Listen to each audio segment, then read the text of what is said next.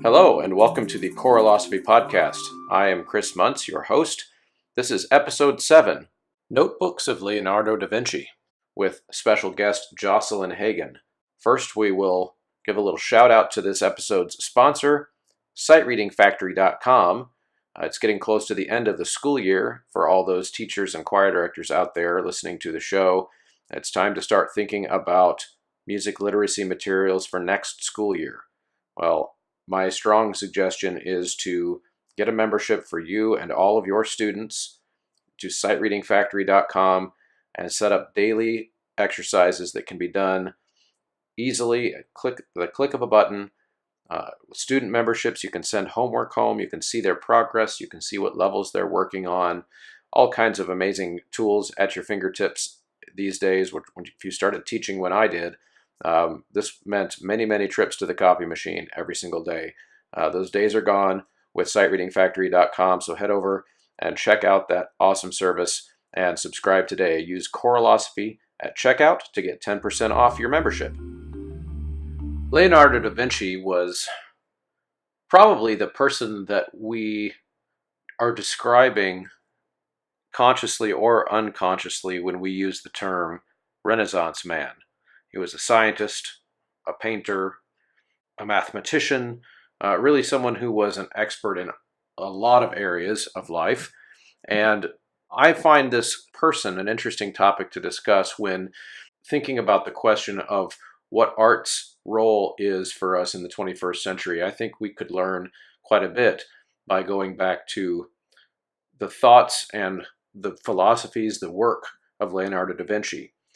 Later in the episode, I'm going to be talking to Jocelyn Hagen, who is premiering as we speak, as I'm recording, I should say, her new symphony, The Notebooks of Leonardo da Vinci, which sounds like a fascinating project. She just got done doing a TED Talk about the work and about some of the technologies involved in putting on this work. So I'm really excited to dive into this topic, and I'm going to start by reading some of the translations of Da Vinci's thoughts on art and life. This is a 1906 translation by Maurice Baring. You can find it free on the interwebs, which is pretty exciting. So I'm going to talk first in the words of Leonardo himself. We're going to go all the way back to Florence, 1508, and hear what Leonardo thought about the precepts of what it meant to be an artist. Seek to bring about that thy works may attract those who gaze upon them and arrest them with great admiration and delight, and so that they may not attract and forthwith repel them, as the air does to him who in the night season leaps naked from his bed to gaze upon the cloudy and serene sky, and forthwith is driven back by the cold, and returns to the bed whence he rose. But let thy works be like the air which draws men from their beds in the hot season, and retains them to taste with delight the cool of the summer. And he who will do well by his art will not strive to be more skillful than learned, nor let greed get the better of glory.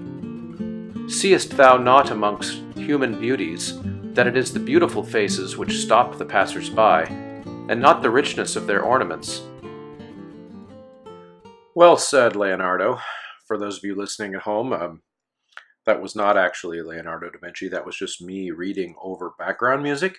I don't want to misrepresent that at all, but I think Leonardo nevertheless says it very well in his first precept about what it means to be an artist, is that essentially our job is to let the art speak for itself. I think the metaphor here could go from visual art all the way to music and dance and really anything that we would consider artistic, is if we're dressing it up too much to where we're not actually seeing the art itself and trying to get compliments based on the ornaments rather than on the actual music itself or the art itself, then Leonardo probably would be telling us that our art is empty and maybe a little bit vapid. I think that's a good bit of advice, especially in his line. I really like the imagery at the beginning of that quote, that our art should be like the summer air. That when someone leaps out of bed to experience it, they want to live in it for a while. They are comfortable and they are able to explore and understand and ask questions and learn and grow, as opposed to, he makes reference to the colder air in the night season, that someone who leaps naked from the bed to look at the beautiful sky, but then the air drives them right back into bed. And I think immediately, how many times does our art or our presentations in choral music drive people right back into their beds? It's a good question for us to reflect on, I think. How much of our performances do we do and do we create for ourselves in mind versus for our audiences? And as choral performers, I see us as artists in the same way that a composer is. We are working with a different medium, we are working with different clay, you might say, but ultimately we are taking music that exists in some form or another or creating it, crafting it into a program, into a story, into an experience for an audience member.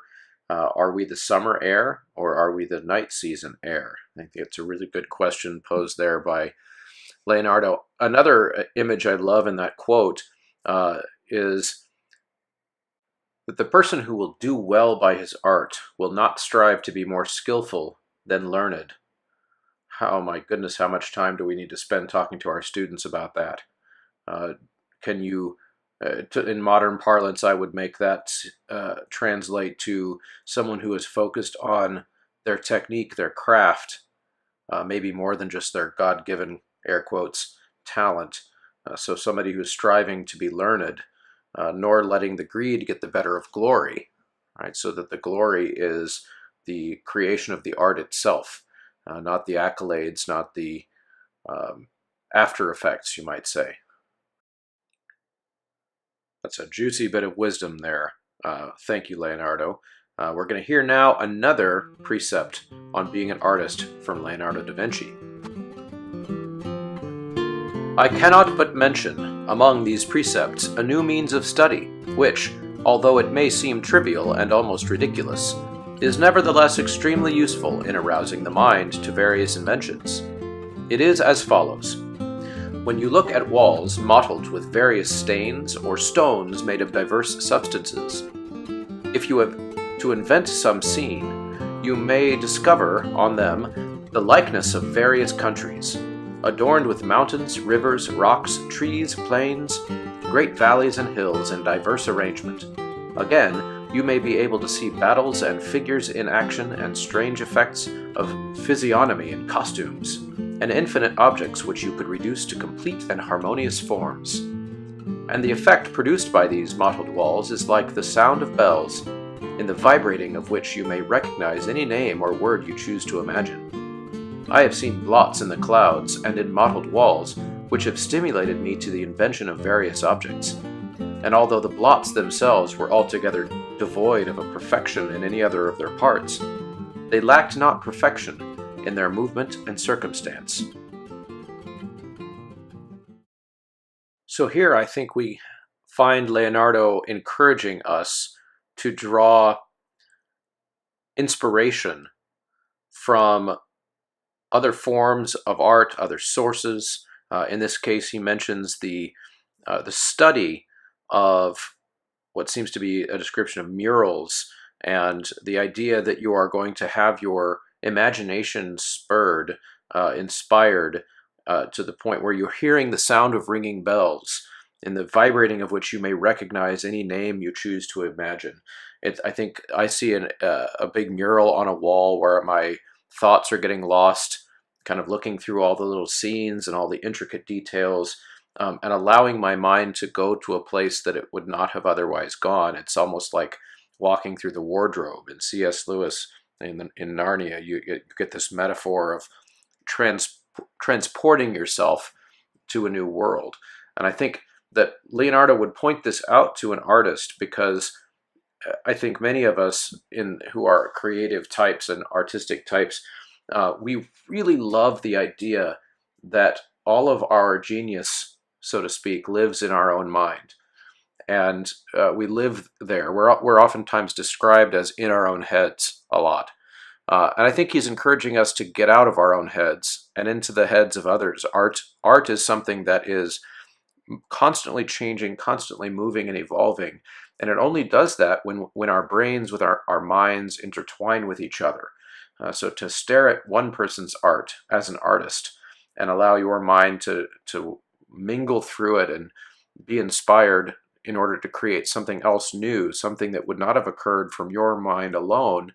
It would only have occurred if your mind mingled with the other artist. I think that obviously this reference here is visual art, but choral musicians, we do this also. I don't know how many times I've sat in the audience of another choir and thought, I need to try that. What are they doing? Oh, yes, we've got to do that. And tomorrow at rehearsal, we're going to try that technique. We're going to try that vowel. We're going to try that crescendo or that interpretation of that work that we're also singing. Our minds are mingling with each other when we hear each other perform. So I am so big on this idea of choral musicians supporting each other and cheering for each other, because we need each other. We need to stare at each other's murals.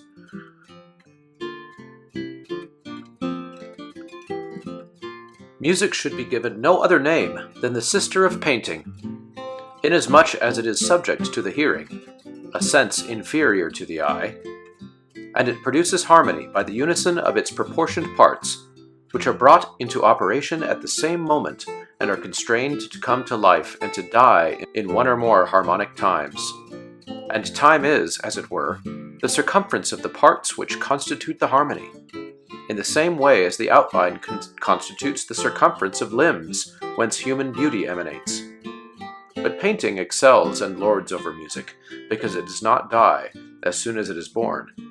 As occurs with music, the less fortunate, on the contrary, it continues to exist and reveals itself to be what it is, a single surface. Leonardo goes on to rail quite a bit in this collection of thoughts and quips on the superiority of painting and visual art over music.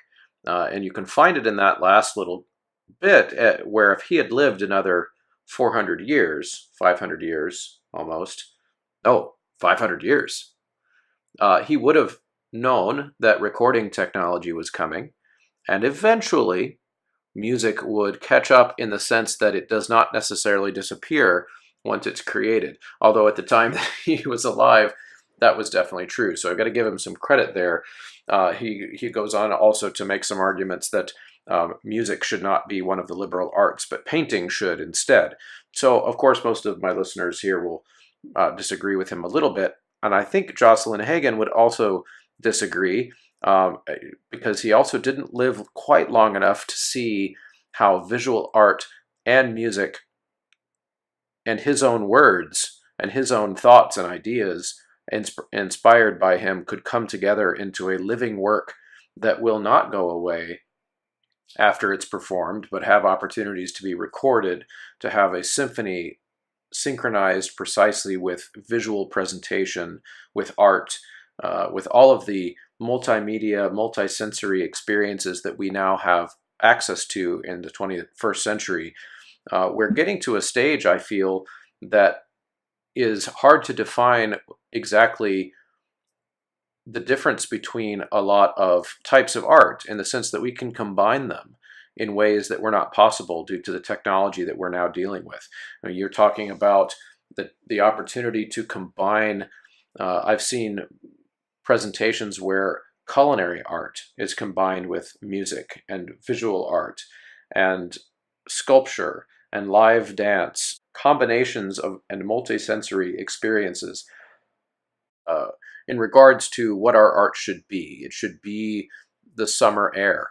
I love that, and I think that that is exactly how I see my role as an artist when programming, when creating an experience for audience members.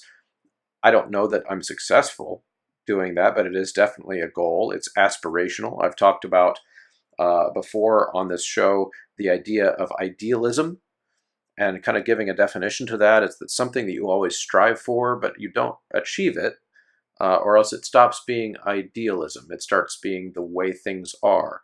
So with art as being an aspirational thing, meaning that we create something to depict the way something should be.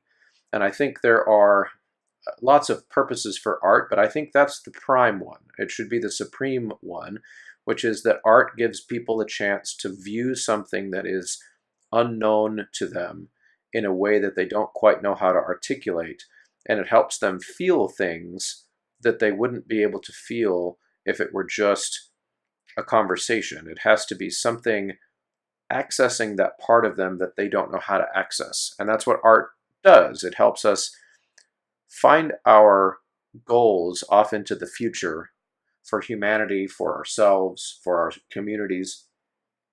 It helps us feel that feeling that we want to someday feel.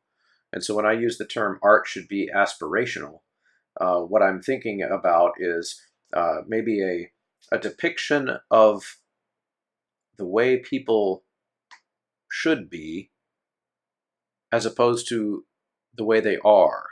I think there is a role in art for expressing dissatisfaction with the way things are. I'm thinking of an example of the 1970s Vietnam War era protest songs. These were absolutely songs that were intended to express dissatisfaction with the way things are. But if you look at the lyrics and if you analyze them a little bit, many of them, they are aspirational also. So they are reflecting the way things are and saying that things are bad. But there's almost always some kind of comma, but if we do this, if we come together, right? There is something that could happen that is for the better. And so I think the best art, I think maybe that's the best way I could say it. It's not that art should be aspirational. It should be whatever the artist wants it to be. I think that's a better thing to say and a more defensible statement. But that the best art is aspirational. Right now in the choral world, we see this playing itself out, I think, in the increased popularity over the last 3 or 4 years in social justice choir performances, themed choir performances around the ideas of social justice and a variety of causes, finding a cause for your concert, for example, rather than an artistic theme, rather than a theme of a time period or a composer or a transcendent of time human emotion. It's quite fashionable now to pick a topic of the day and a topic of what's going on right now and seek to raise awareness through the use of the choral art, which I think is fantastic, but ... I think it's only fantastic if it's aspirational, meaning if the program notes, the pieces themselves, the musings of the conductor that might be up in front, talking to the audience about raising awareness for this issue or that issue, is not aspirational, then I think it falls short. And here's what I mean by that. Let's say the topic of the day is some type of erasure of bigotry in some form. That's one that our world has always had. My view is that it probably always will. However, there are aspirational ways to approach that. So for example, if your concert sends a message, and I'll just use race because it's a uniquely American Western civilization hot button topic right now.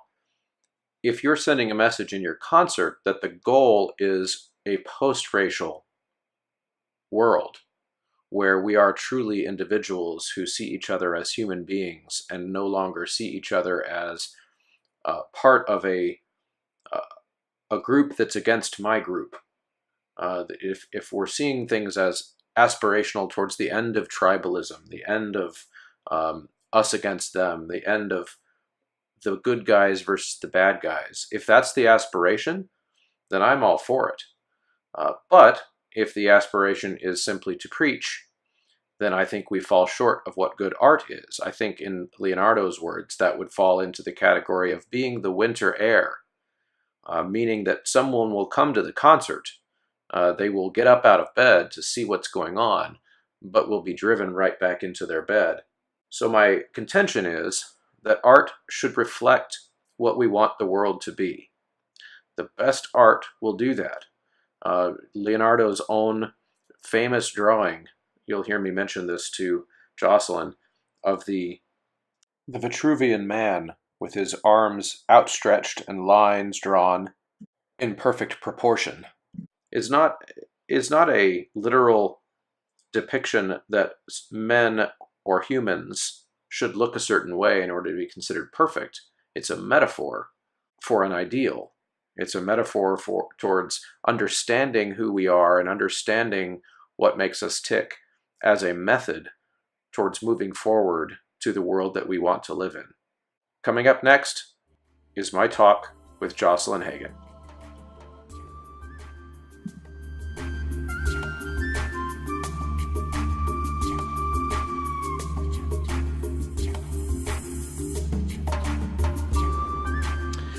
So I'm here with Jocelyn Hagen. Most of you will recognize the name, a composer and innovator in the field of choral music and composition. And I'd like to chat with her a little bit today about her views on the role of artists and also getting a chance to let her reflect on experience that she just had recently to do a TED Talk about one of her new works. And I'm really excited to hear about it. It sounds fascinating. So welcome, Jocelyn. Hello. So one of the first things I'd like to get your thoughts on in this conversation is I feel like as artists, whether it is interpretive role of a conductor looking at a score or a composer, that we are all or should be driven by some type of philosophy of why we do what we do beyond the obvious, which is, to make a living.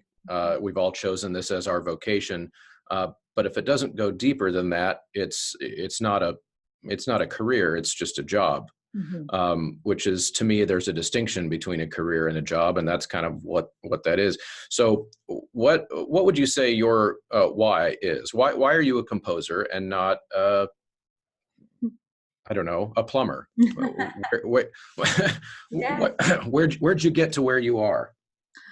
Well, I always knew I wanted to create, and um, the, the and I've been a singer all my life. My family is very musical, and it just was always the thing I wanted to be doing. My parents never had to ask me to practice. I was just always doing it, and I couldn't imagine spending my life doing anything else other than music. Um, but yeah, I mean, I feel a real desire um, to push the art form forward and find new things to say, um, which I'm not sure that all composers share. Actually, there are many. Composing is a craft, right? It's something that I went to school to learn how to do and just practiced over and over and over again. But the artist side of me is always very in tune with, what am I saying that's new and different, or what am I bringing to the table that hasn't been said before, and yeah, what am I doing to push? I think about that a lot. Are you adding to the conversation and not simply echoing something that's already been said? Exactly. Yep. Yeah. Tell me a little bit more, just because I'm curious about you mentioned your parents were musical as well. In what form? Well, it's really my mom's side of the family. She's a music teacher. So she was my piano teacher starting from when I was a very young age. And then when I went to school to go to St. Olaf College, she actually went back to get her doctorate at Florida State, and then taught at the college level for many years at Valley City State University. But out of the family, we're really the two that are the most classically trained. A lot of Okay. the rest of my family of musicians are, they sing pop music and country music and folk music. And my uncle is one of those guys that that doesn't read music, but can pick up anything with a string and play it. Hmm. Has an amazing vault of a memory where he just knows the lyrics to all the songs, which just amazes me. So, when we get together at the holidays or over the summer, there's almost always a night where just all the instruments come out and we just make music for a while, which is, Oh, that's great. Yeah, we had discovered when we connected this morning that we both have kids who are 10 and 7. So I'm trying to discover other ways in which we are just the same person. It sounds like uh, it sounds like there's some similarities there too. My mother was a music teacher. My grandmother was a collegiate piano professor for a lot of years, and then on my dad's side of the family, musicians also, but not classically trained. yeah. Just people who did a lot of singing in their small town that they grew up in. It's interesting to when you talk to people who have that type of background, the role or the way they see music in the world, I think is a little bit different than somebody who might be a first generation musician Mm. in their family. I think some of us, the idea that we could imagine our lives without a significant musical expression would be so foreign. Mhm. Was your childhood? Do you have memories of sitting around the piano with large groups of families and singing and harmonizing? And I talk to people about that who have never had that experience, and I don't get Mm. it. Right, yeah, yeah. No, my mom and her 2 sisters, they're very close in age, and when they were in high school, they sang jingles on the radio, and, Hmm. they also just so that I grew up listening to that three-part harmony. So anytime I'm writing for SSA, I always think of my mom and her 2 sisters. And then what's really cool is that the 3 of them had daughters, and we're all around the same age too. So I grew up singing in three-part harmony from, the age of 11. Um, Yeah. so yeah, that feels very much like home to me. Right. And we're both of the age where most of that would have happened for us in the 20th century. So let's talk 21st century now. I know you're involved in digital music publishing, and you work in that field as well as obviously your own music that you produce and publish and all of that. How do you see all of that changing over the course of the time you've been working as a composer, and then all the way to your predictions of the future? Where is choral music and publishing going to be 10 years from now? Yeah, technology is just changing everything, and the publishing world has changed a lot in the 13 years since we created Graphite Publishing. I mean, Hmm. it's hard to believe that we've had that company for 13 years, and what started as a little seed of an idea has really grown into something that we're really proud of, and I think is helping out a lot of freelance composers. Just being able to take home more money from the sales of their music, which is really wonderful. Um, And it's helping. I'll just interject. I want to hear more, but it's also helping choir directors. oh The yes, ability to the ability to jump online when you've procrastinated, like I frequently do, and need a piece tomorrow. yeah. And that's something of quality that you can find these websites that the composers, you've had enough of their samples of their work to know that you're not going to be sifting through piles of crap. um, it saves a lot of time, and in some ways maybe is starting to enable me to not have to plan ahead as much, but I still I still appreciate that it's there. So yeah, so continue. So the role of the composer going forward in the 21st century, how do you see that changing? What I love is that, when I was growing up, I mean, there was no real connection to composers, or not that I, was aware of. They were just, the name on the page of the music. And now, because of technology and social media, it feels like composers are kind of everywhere. And in order to make a living, we kind of have to be out there, and we have to be networking and meeting people and sharing our music. So yeah, it's just a really different time and a different model than it ever was before. The composer used to be so heavily reliant on the publisher, and it was hard to get to that level with a publisher. But now more people are able to make a living as composers because of the way that publishing has evolved, and Mhm. I think that's a really neat thing. Yeah, I agree. It's opens up the ability to innovate also, in the sense that it no longer requires as much capital investment ahead of time. And of course, in human capital, it still requires the composer to spend time and energy. But as far as even just the simple act of having to pre-print copies to sell, and then what if people don't like it, and all of that, I feel like it might remove a barrier. And I'm not a composer. I've said this on the podcast before that I did write a piece in college, but I've not subjected anyone to it. Um, and so this is just a guess, but that the ability to simply take a risk, for a composer maybe who isn't as well known yet, to write something that expresses themselves and then just put it out there, Mhm. is different now than it was 20 years ago. And so getting the barriers of entry into the market, you might say, might be falling. Do you see it that way also? Definitely. Yeah. Well, there's a lot of things that are adding to that, like with this new multimedia symphony that I just wrote.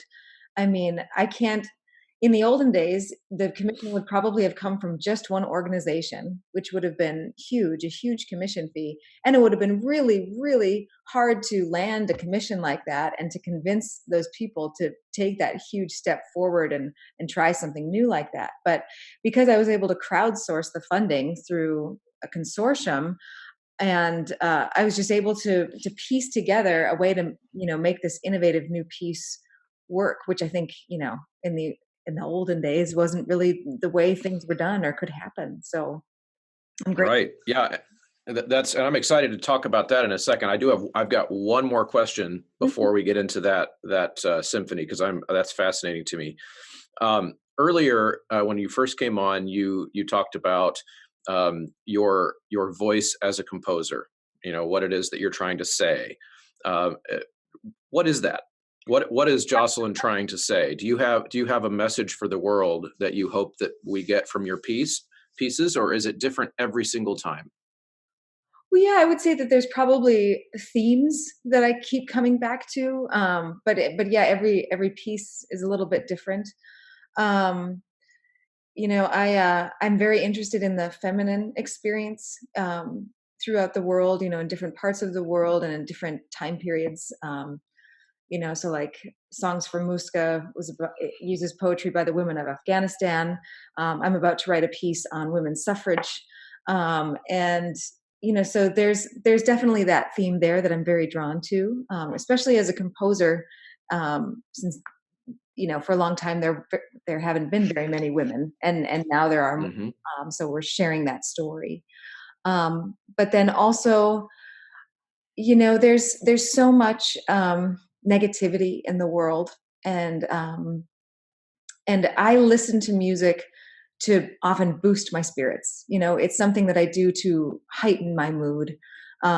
So I really love writing music that is empowering, that is hopeful, that is fun to sing. That if you're going to put in hours and hours of practice onto something, I want it to be something that's really enjoyable and makes you feel good about yourself and the world. So yeah, I think those are, and to be in awe of the power of human creativity and spirit. There's so many downers. We could we could we could spend a Hmm. lot of time in that world. But there are also, I think we see the world the way we want to see it. We believe what we choose to believe, and I love to believe that the world is full of beauty and wonderful people, and so I love to share that. Yeah, that's awesome, and I agree with that a lot. That actually is um, an outlook and a theme that it sounds like we share, in the sense that earlier in the episode, um, folks heard me talk about my thesis, kind of as a theme of this overall episode, which is that all things considered, if we had to choose what we want our art to say, and this is also, again, there's a time and a place for everything, I think, in art. But I think if we had to default to something, music should be, and art should be aspirational. It should be something that reflects the way we want to become, and what we want to be. Um, and it doesn't so like you said, there's so much negativity. To simply reflect that back in the form of art, to me seems counterproductive, in that all people have to do is look out the window to see negative things or turn on the news. Mhm. They don't need artists for that. That's my view. Now I do see that there's a role for voicing anguish in art. I do see that, although I don't know that that should be all of it. Right. So it sounds. I mean, it sounds like, if you're looking for music to uplift your spirits, in a sense, you are attracted to aspirational art. Is that fair? Yes. Yeah. Hmm. Great. And well, and it seems that's actually a segue perfectly into your Da Vinci project, because Da Vinci was a an idealist as an artist. Hmm. He was painting and creating and sculpting art, as that as was the fashion of the time, in this sense of the ideal. His famous drawing of the human man with his arms outstretched, was a symbol of the ideal human form. And of course, that's a metaphor. It does not mean, if you're listening, that Da Vinci thought only perfect bodies were, you know, worthy bodies. It's a metaphor, of what we can be. So I'm going to start by, as we talk about this project, because I want to hear about your TED Talk experience, and all of that, because that's fascinating to me. But I want to read. I've got some notes from your presentation. The quote from Da Vinci that you started with: "A painting is a poem, seen but not heard. A poem is a painting heard but not seen. Hence, these two poems, or two paintings, have exchanged the senses by which they pierce the intellect." Now, that's perfect. Hmm. Tell me about how that inspired you. Like, why does that start your TED Talk? Well, it just is such a beautiful statement, um, to recognize also what I'm doing with multimedia, as my medium. There's a visual component and there's the musical component, and I feel like they are also exchanging the senses. That when you put those two things together, both are magnified in creating something new and more immersive and more exciting. Um, Mhm. yeah. So tell us about, for because of course most of us, I'm assuming, have not heard this because it's brand new. Is that correct? It's a brand new work. Yeah, it just was premiered this last weekend. Okay, so give us the basics. The instrumentation, choral. I'm assuming, is there text? Where does that come from? Talk to us about that. Yeah, so it's for four-part mixed choir, SATB, and then I have two different versions. So I wrote the orchestra version first, so for full orchestra, but then I also created a chamber version right away, and that is for 13 instrumentalists, woodwind quintet, string quartet, piano, harp, and two percussionists. And then the visual component of the video projections, that were crafted by a filmmaker, Isaac Gale, and an animator, Joseph Midtune. Both of those guys are from Minneapolis. I also utilized a friend of mine from the University of Michigan, Ann Arbor Library Department, Justin Schell, who helped me with my dance opera a few years ago. And then I also licensed some amazing animations from a museum in Milan. So that all comes together. Yeah, and in the text is English translations from Da Vinci's notebooks. So at this point, his work has been translated many times over, and so I just kind of would go through and find my favorite statements and my favorite translations, and then I crafted the libretto myself, which I've done a number of Okay. times. Yeah. Right now in the TED Talk, you talk about this is again something I'm taking out of your notes here, where it says that as audience members, we are conditioned to expect a certain relationship between music and video. And the thesis, it sounds like, and of course, correct me if I'm characterizing your point incorrectly, is that we are accustomed to the film essentially being the guiding force to which the music responds.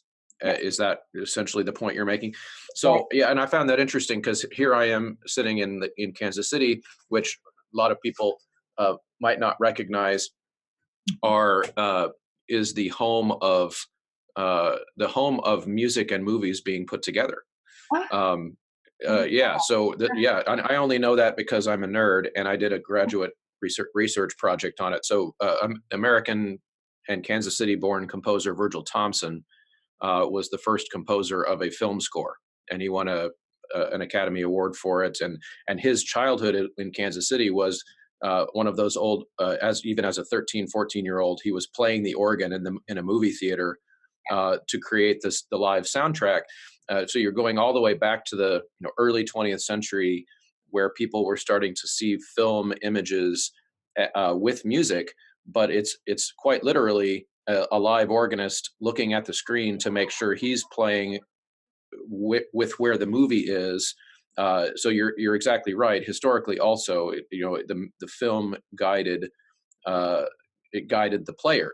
So how is this work different? Talk to us about the cool technology that you have incorporated into this. Well, yeah, what I think makes it really different, first of all, is the fact that as the composer, I am the one that's also designing what I want the visuals to look like.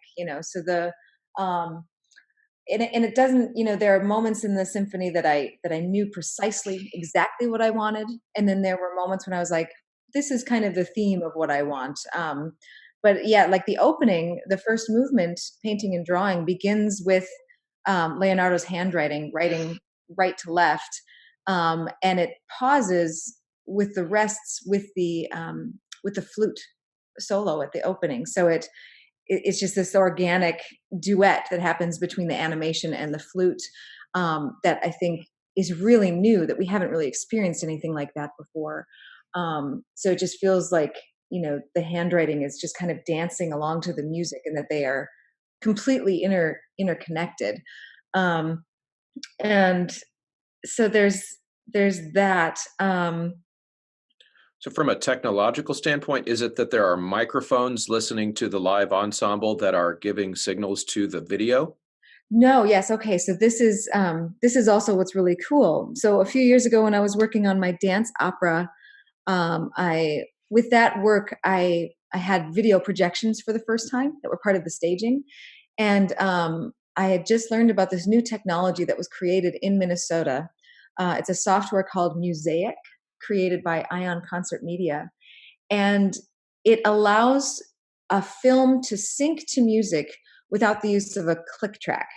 So, like, if you've ever been to an orchestra concert, it's all the rage right now. They do Harry Potter, they do Star Wars. I saw Home Alone, and basically the conductor and all the musicians are listening to this, metronome in their ear. It's click, click, click, click to keep them in time, and for the most part, it works fine.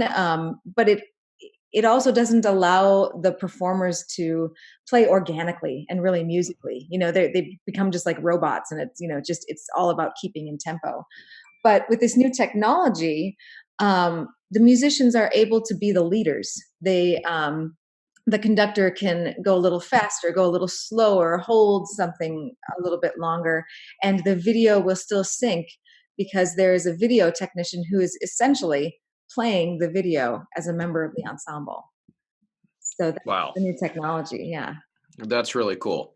And I think it's this is just a theory, harebrained theory that I don't have any evidence for, but in watching the way audiences have changed in their response and their expectation uh, during live music performance um, over the course of my lifetime. I would not be surprised to fast forward 100 years and discover that any surviving non-AI performances of classical music of any kind or of art music of any kind would involve some kind of multimedia sensory experience. Mhm. I think that that's what people are needing, and has a lot to do with how much we as musicians have to compete for their senses, if that makes sense. We are completely um, in competition with the access people now have to technology that engages all of their senses and their attention spans. Without, and it's okay if this feels like you are tooting your own horn, but are you a visionary here? I think so. So this is really amazing. You as a composer, as musicians, we need to get people in the audience, right? And I'm just so proud to be able to say that over the last weekend when this was premiered, both of our venues sold out. But I mean, it Hmm. a jam-packed audience. But so I think over 1,500 people saw my new piece, The Notebooks of Leonardo da Vinci, this last weekend, which for both of those ensembles, the largest crowds they had ever had. And Hmm. it was, the fact that it was the multimedia symphony, something visual, but also people are fascinated with Da Vinci. It just, it was kind of a home run. And what the executive directors of the two ensembles, talked to me about after the performance is how many people came up to them just saying, "You have me rethinking music, what it means to sit in the audience and experience music, and rethinking that." And that's Hmm. a really hard thing to do, to Hmm. get people to, reevaluate how they are taking in an art form. So I'm really very proud and overwhelmed with the response of this symphony, and I think it's going to have a great, wonderful life. Yeah, it sounds like it, and I'm excited to hear it. Is there uh, a demo recording coming from that first performance so that to aid in future performances? Yes, well, they did do a Facebook live stream of it, but Oh, okay. yeah, but you can't see the screens very well. Just the Uh, way the technology work.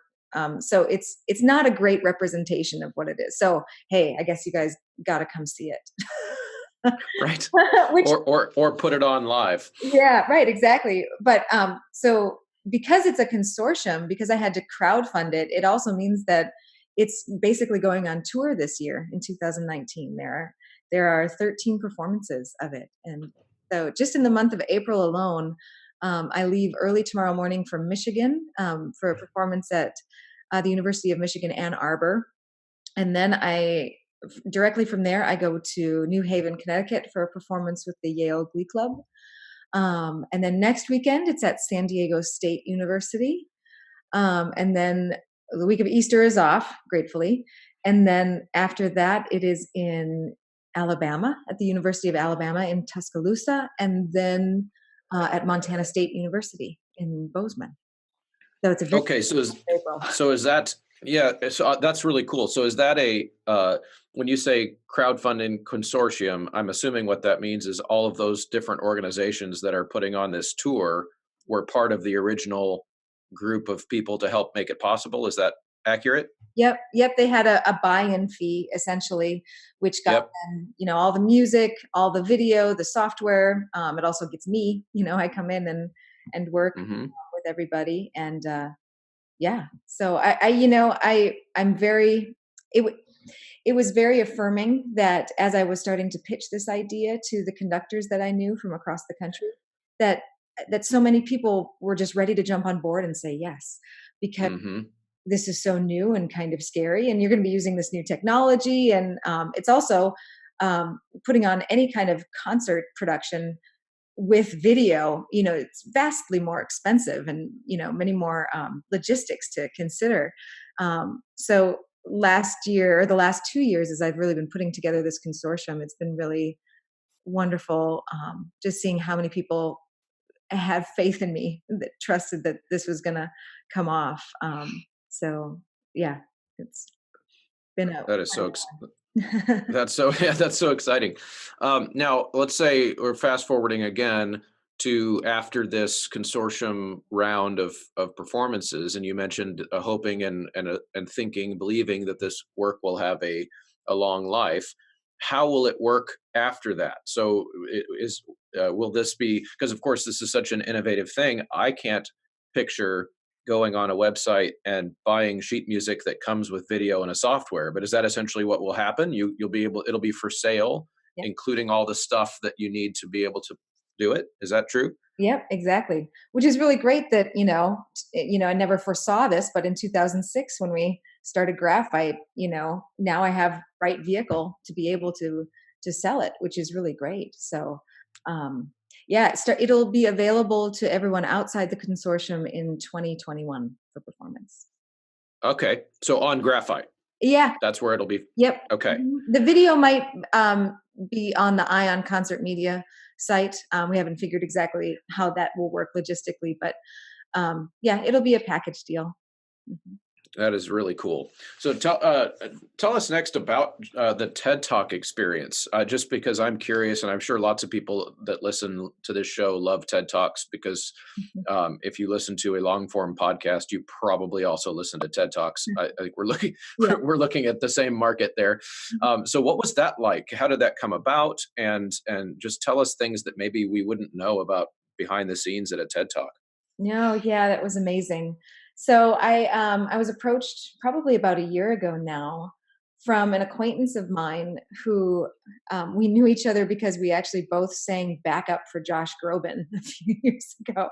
So kind of a funny little connection there. But Yeah, our group did that too. oh, did you? Yeah, that's super Yeah. fun. So yeah, she has just been following my work online and she had become a curator for TED Talks in Minneapolis.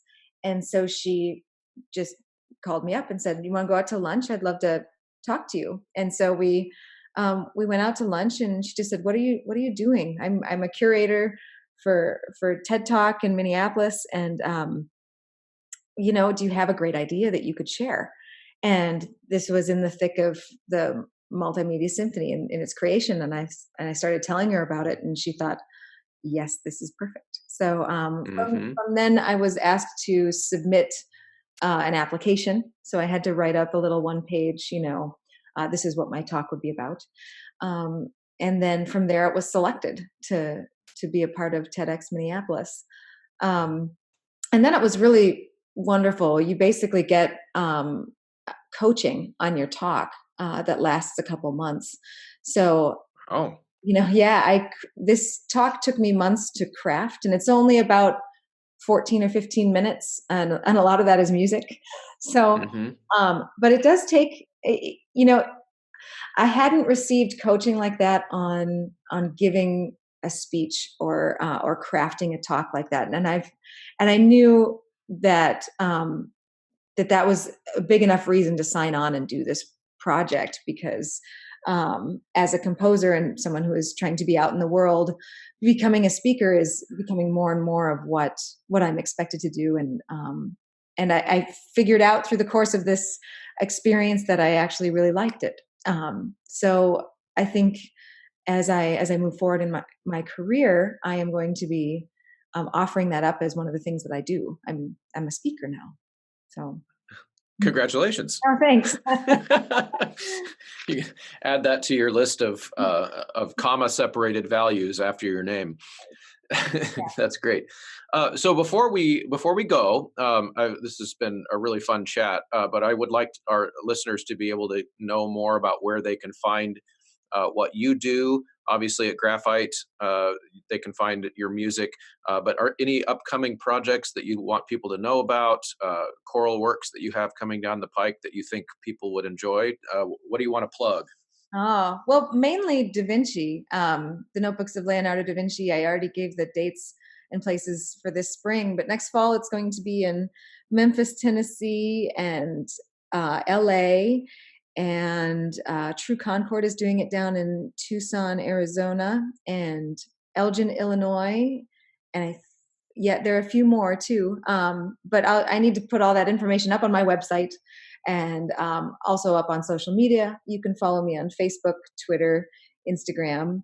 I also do a newsletter from through Mailchimp that kind of keeps everybody abreast of what I'm doing.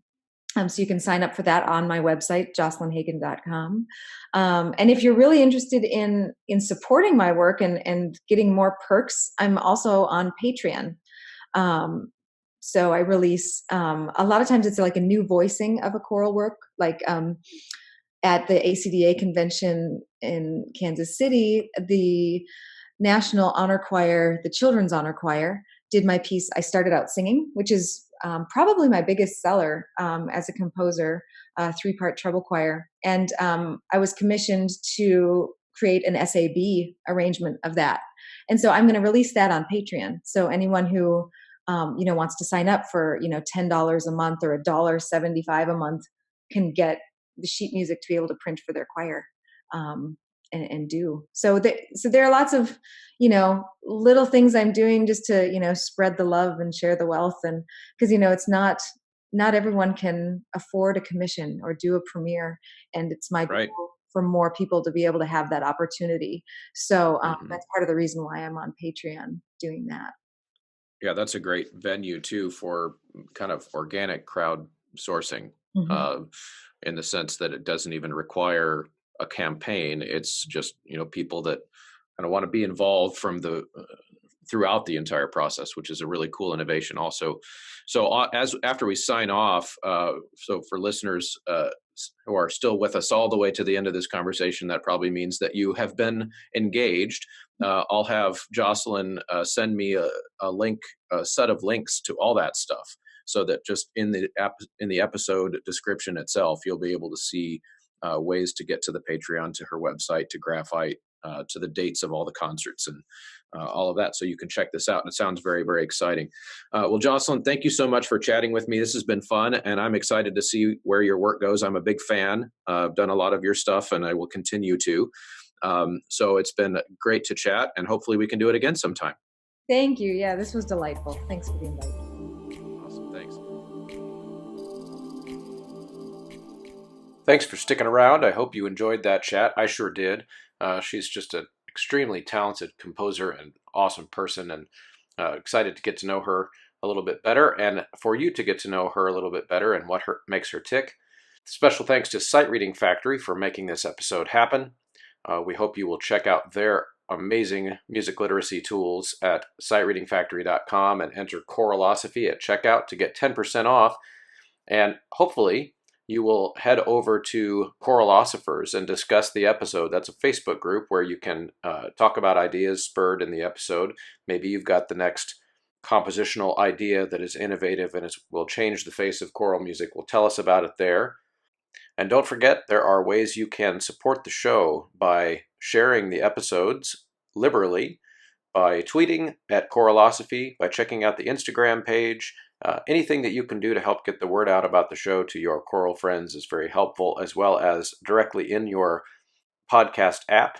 Liking, leaving a rating is very helpful, helping people find the show. Much appreciated. All the way to supporting the show directly on choralosophy.com. You can subscribe at any dollar amount a month to help keep these shows coming long term.